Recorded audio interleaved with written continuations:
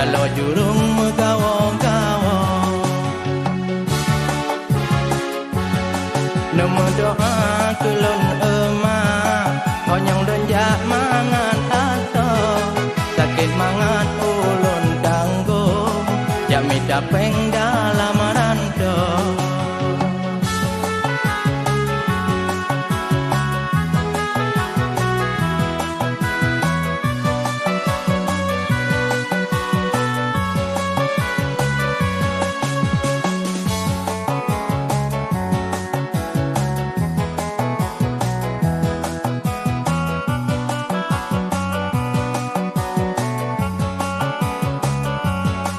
Munyo singoh lon kanapeng ulun kirim ke pemado mesti gogolun jok surat ong kamu pada lamaran do.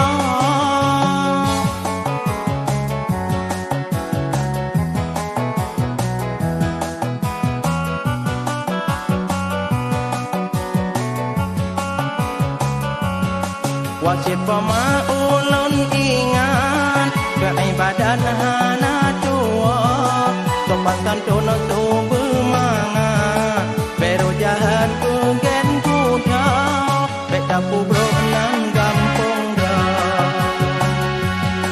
Allah emak izin sinya jak merantau daripada sino di kampung dalo jurung megawo-gawo.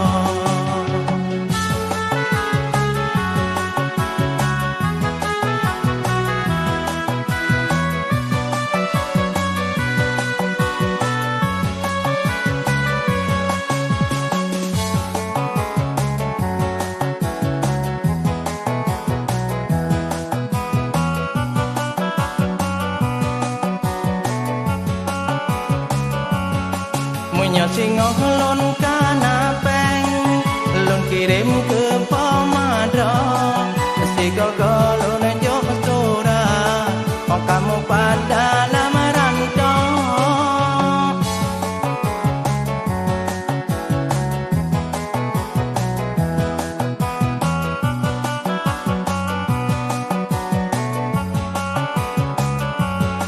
Wajib pema ulun ingat keibadan hana tua sopan santun tubuh mangat beru jahat kugen kuda beta pubro nan gampung dah. Allah emak izin sinya jak merantau daripada sino di kampung dalo jurung megawo-gawo. Nemu doa kulun emak konyong donjak mangan ato sakit mangan ulun tanggung jami dapeng dalam